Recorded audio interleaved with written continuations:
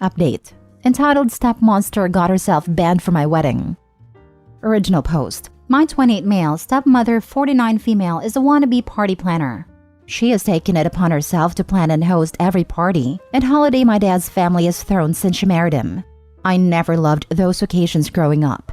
She's controlling and gets upset if people complain about anything, but I humored her for my dad's sake. According to him, this helps her feel included. I'm getting married to my fiancée Jane, 26 female, in July. We got engaged in early 2021, but Jane ended up getting pregnant a couple months after that, and we decided to postpone the wedding to focus on our son for a while. So we've had a long engagement. My stepmother has tried to hijack our wedding plans from day one, complaining, contacting our planner, showing up unannounced to Jane's dress appointments, etc., and we have repeatedly asked her to stop. Dad wants us to humor her, but she's clearly resentful of the fact that she's not hosting the wedding or being labeled mother of the groom in invitations. Besides our baby boy, we also have Luke, 4 male, Jane's paternal half-brother. She got custody of him a few months into our relationship after his parents died. I ended up moving in with them during the pandemic, and I have been in Luke's life since he was a baby. He doesn't call me dad and refers to us as a sister and his OP, but we love him like a son. Stepmother, though, hates Luke. She accuses Jane of baby-trapping her way into the family, and that accusation only got worse after our son was born. My dad gets along with Jane and adores the kids, but stepmother demands him to refuse babysitting Luke. So we don't leave the kids with them often. Instead, Jane's brother and sister-in-law usually watch the kids for us, as their children are close to ours in age. We had a thing last Sunday, and my brother-in-law was out of town with his family. Jane's other siblings live in different cities, as well as my mom and sister. My dad agreed to babysit at our place, and we left. We came back to find both kids crying, stepmother screaming, and dad weakly trying to calm everyone down. Apparently, Luke had told stepmother that both he and our son were going to be our ring bearers, and she went ballistic. She screamed that she wasn't going to allow that because he wasn't family. She then hit him when he started crying, and his lip is still split. She'd never gotten to this point before. We immediately banned her from our house and from our wedding. Dad is fuming and has said he's not going without her. He's also convinced half of his side of the family by severely downplaying what stepmother did to boycott the wedding as well. This includes my stepbrother, who fully agrees with his mother no matter how many times I try to tell him the truth. Me and Jane are refusing to budge, but many of my cousins who aren't coming anymore are asking us to reconsider.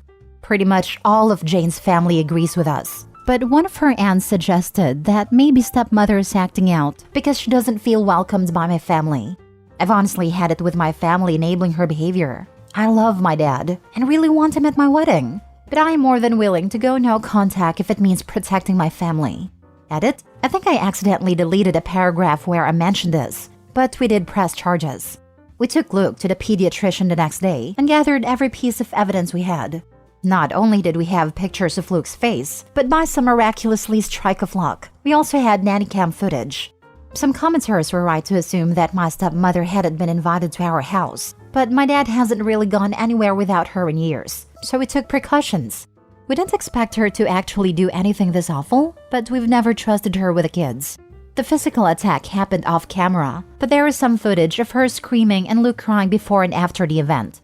She now has a child mistreatment charge on her rap sheet. We wouldn't let her get away with this. I'll try to respond to at least some of the comments, but all I'll add for now is that Luke is okay. The visit to the pediatrician happened the day after. He already had a counselor and will continue treatment. We've been hugging and pampering him a little more than usual too. He's still upset, but is already doing much better. Now for the top advice before reading the updates. That is scorched earth level event. You could have pressed charges. Don't look back. Sorry about your dad, but he's literally enabling your kid's attacker. Any flying monkeys come your way, just reply with, since you apparently condone the verbal and physical harming of a 4-year-old child, trust us when we say you will not be missed at our wedding. This is the answer. Nothing short of scorched earth, father included. Defending this behavior is abhorrent. She would have gotten much worse than banned from the wedding if I came home to find my kid literally bleeding because of her striking him. I wouldn't budge on this. She's not acting out because she doesn't feel included. She's a narcissistic a-hole throwing tantrums because she doesn't get what she wants. I wouldn't blame you going totally no contact either. Your cousins asking you to reconsider are totally out of line. All I can think is, can your fiancé fight? Because I most definitely would have chosen violence that day. She's disgusting, and Opie's dad is indeed a coward. Imagine the fear that baby felt being screamed at about not being family, and physically attacked all for being excited on top of him having lost his parents already. I don't think I would have been able to control myself. Wow, just wow. Opie, these people are not safe people or good people. You and your family are better off. Jane can fight very well actually. She's done jujitsu, but got busy tending to Luke.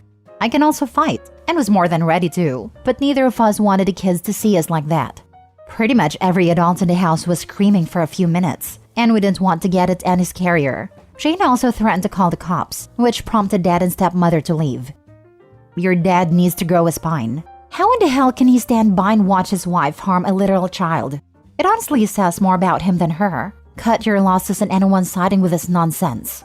She clearly attacked Luke. Are charges being pressed? Because truly deserves punishment for her actions. Something far more eye-opening than being disinvited from your wedding. He stands by his witchy wife because she's the one he's sleeping with. He's afraid he will be cut off. And she will leave him eventually. Cowards die alone. Now for the update. I want to thank everybody who took the time to read and or comment on my previous post. It's been a tough week, but it's always great to know that people care. I haven't been able to reply to every comment, but I will try to address some in this update. This might get a little long. I'll start off by saying that me and Jane are going no contact with my dad and stepmother. We haven't really spoken to either of them since the incident, and I don't plan on being the one to reach out. Any communication between us is being handled by my younger sister. She's completely on our side, but will remain in low contact for the time being. I've decided to adopt Jane's way of dealing with people she cares about. Forgive what's apologized for, but never forget. Basically, if dad or stepmom ever truly understand what they did wrong and sincerely apologize, we're willing to forgive them even if begrudgingly so. But we will never ignore or let them forget what they did to our family. And for the time being, neither of them will be allowed near Luke, our baby, and any other kids we may have in the future, even if we do forgive them. As for the rest of my family, I read a lot of comments suggesting that I post pictures of Luke's face, as well as the nanny cam footage. I'm not very active in social media, but even if I was, I'm not comfortable exposing my injured preschooler like that, especially given that nothing on the internet ever truly goes away. I also decided not to share the pictures with my family unless truly necessary. I should probably mention that while my family adores my dad, most of them aren't very fond of stepmother. She had 2 failed marriages prior to meeting my father, the first of which resulted in my stepbrother, and he cheated on his then-girlfriend to be with her. My family loved that girlfriend and disliked stepmother right away. Not only has she been controlling and manipulative since the beginning, she's also tried to force her way into the family matriarch role by any means possible. Taking over planning duties for every family event was her favorite way to do it, because of all the attention and compliments that come with it. The main reason why I hated these parties growing up was because she'd always find a way to make everything about her, including Christmas, and mine and my sister's birthdays. The rest of the family felt neutral about it, but they never liked her. With Luke, it was different. Most of my relatives didn't meet him until COVID restrictions got looser, and by then, he was 2 years old. He's a bright and genuinely lovable kid, and there weren't really any other small children in the family, so everyone immediately started cooing over him. The way I see it, stepmother got upset that Jane and Luke were accepted by my family so easily compared to her experience, and that's why she resents them both, but I can't confirm that. She was also mad that, aside from not being the planner, she would have absolutely no involvement in the wedding party. She tried to pressure us into letting her officiate, even if one of Jane's best friends was offered that role a year ago. Making stepbrother my best man though he wasn't interested, it had already gotten my best friend. Or asking her sister's daughter to be our flower girl, when we'd promised Jane's 3-year-old niece. Also, her sister's daughter is 15 and doesn't know us. She also tried to convince us to let my dad walk Jane down the aisle since her father's gone, but her eldest brother, the brother-in-law I mentioned in the first post, had already been enlisted.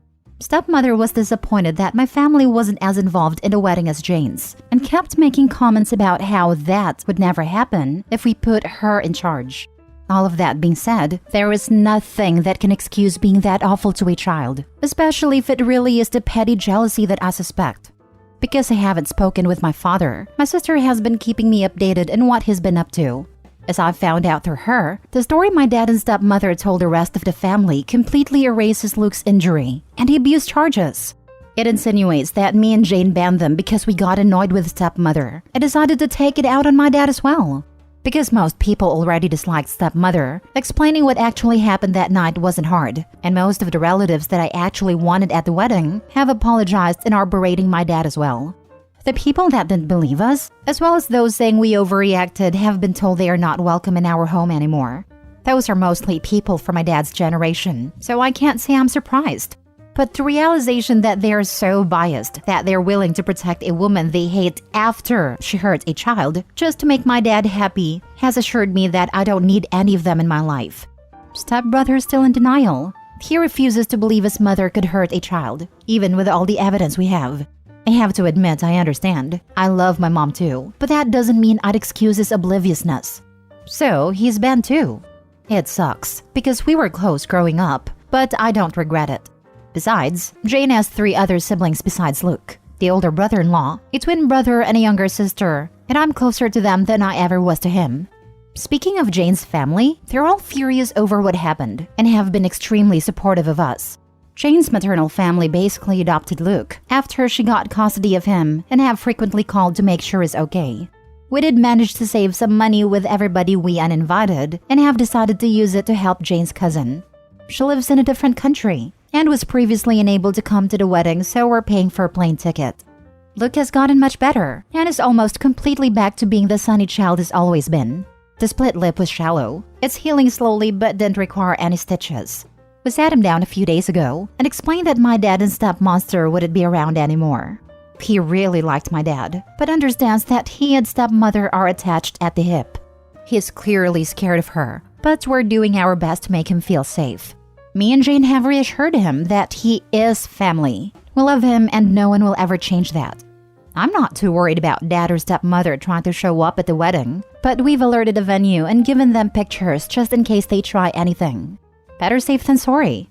Some people brought attention to the fact that stepmother was a hypocrite for saying Luke isn't family, and I agree for obvious reasons.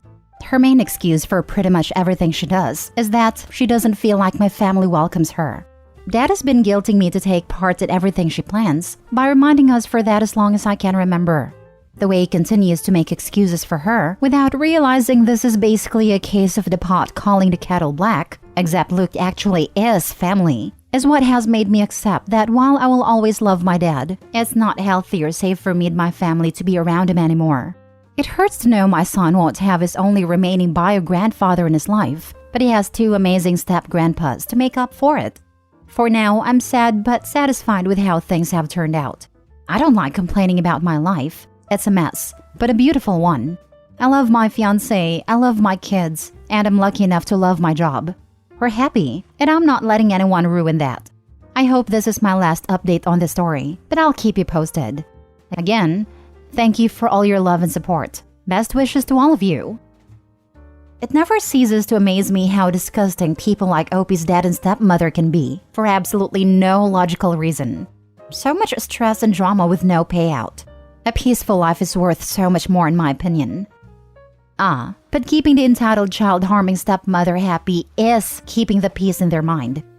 So the father watched her attack a small child, and he's just okay with that? Growing up and realizing that people you love never deserved it sucks. Good for Opie and Jane for standing up for their family and keeping everyone safe. Some people are so afraid of being alone after a certain age that they'll put up with anything. Dude cheated on his current girlfriend to be with his monster. He deserves it, to be honest. Was probably never a good role model anyway. This includes my stepbrother, who fully agrees with his mother no matter how many times I try to tell him the truth. Showing the evidence is not going to sway this. There is no watered-down version that still isn't child mistreatment, and they will defend this. PSA, raise your sons to be self-reliant, so they don't marry someone this evil because you didn't raise them to learn how to heat up a freezer waffles. Now for the last story. Girlfriend 27 female asked me 26 male a hypothetical about spending money and it's raised red flags for me. So I 26 male have been with my girlfriend 27 female for a year and a half now. The other day we were playing Stardew Valley. and everything was going well. We share money in the game, and she randomly asked, "What would you do if I spent all our money right now?" Being just a game, I said, "Go right ahead." And she asked, "Well, what would you do if I did that in real life?"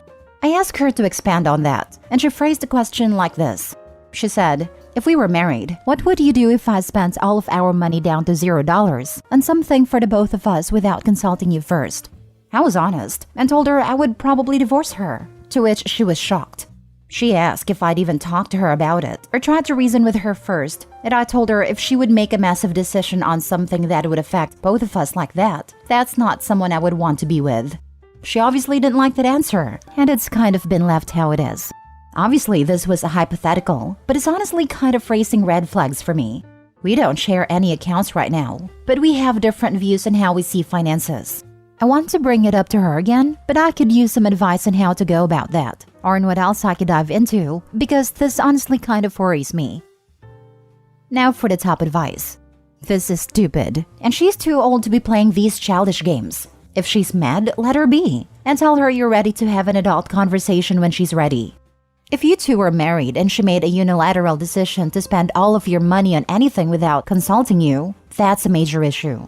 I don't know if it's divorce-worthy, but I would certainly have completely separate finances after that. Being married takes maturity, and there's nothing mature about blowing all the money, no matter what it's for, without it being a joint decision. You're right to consider this a red flag. I've always hated hypotheticals for this reason. My ex would do them too, and if I didn't answer how she wanted, it would turn into an argument. Yes, to me it seems like a no-brainer that spending all of your money to $0 is something that you wouldn't want to avoid, but I feel she values money differently than I do. She likes to spend, and I like to save.